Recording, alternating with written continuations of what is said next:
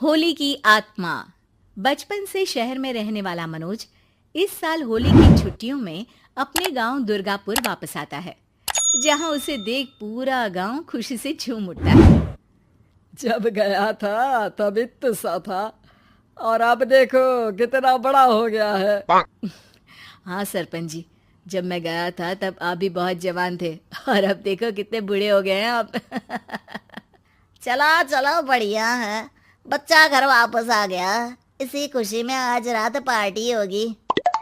क्या बात है, गांव में भी पार्टियां होने लगी। वैसे अगर पार्टी की बात है तो आज क्यों सीधा होली पार्टी करते हैं।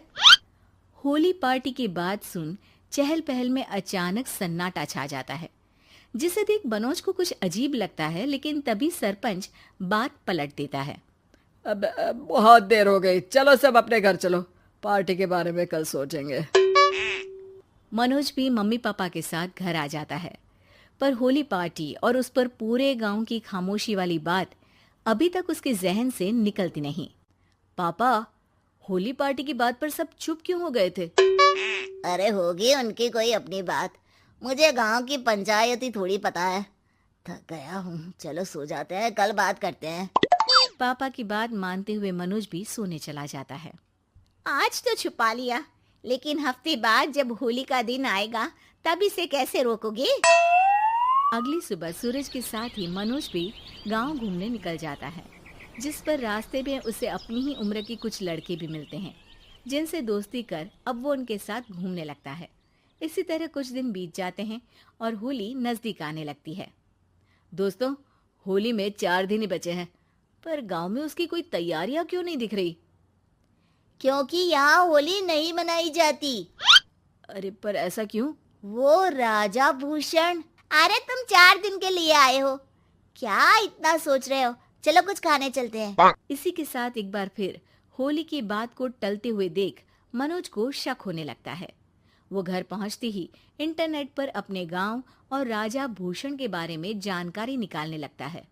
क्या? मुझे आज तक ये नहीं पता था। ऐसा कैसे? किसी ने मुझे कुछ बताया क्यों नहीं? सारी जानकारी लेने के बाद मनोज गांव वालों या अपने मम्मी पापा से कुछ पूछे बिना खुद ही उसकी सच्चाई के बारे में छानबीन करने लगता है, जिसके चलते वो राजा भूषण की हवेली में पहुंचता है। वाह, क्या हवेली है यार।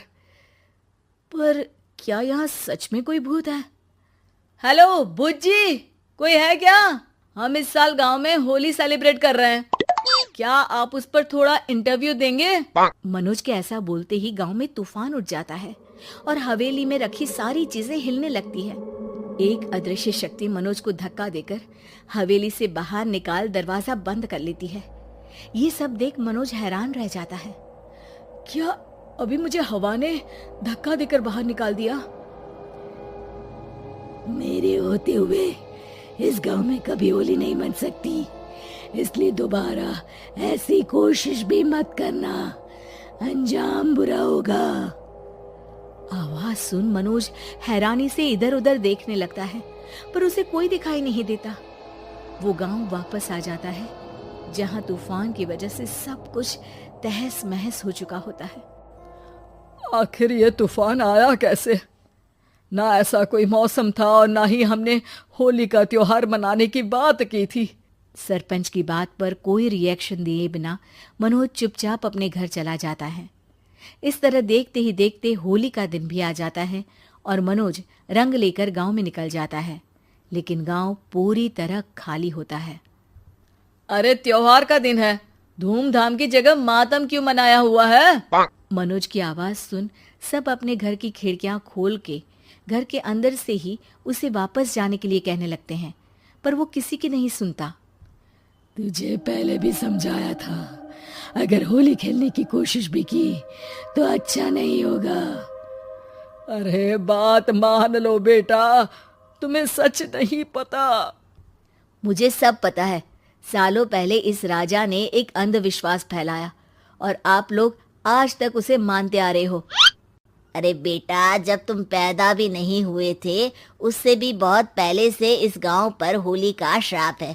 अगर गांव में होली का त्योहार मनाया जाता है तो प्रलय आना पक्की बात होती है। राजा भूषण इस सब में नहीं मानते थे और त्योहार मनाने लगे, जिसके चलते होली वाले ही दिन पहले उनके बेटे की और फिर उनकी मृत्यु हो गई। तभी से गांव की रक्षा के लिए उनकी आत्मा उस हवेली में रह रही है। सबकी बातें सुन मनोज उलझन में पड़ जाता है।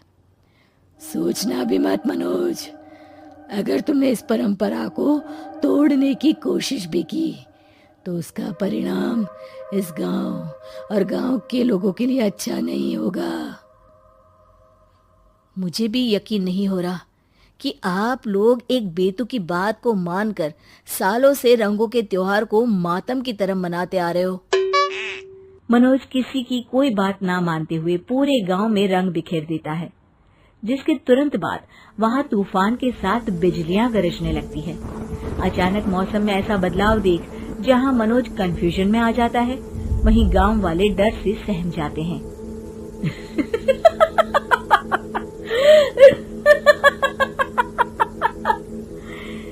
इस लड़के ने हमारे जैसे सिर्फ अपने स्वार्थ के लिए नहीं बल्कि पूरे गांव की खुशियों के लिए यहाँ होली मनाई है, जिस वजह से अब इस गांव पर होली का श्राप टूटता है।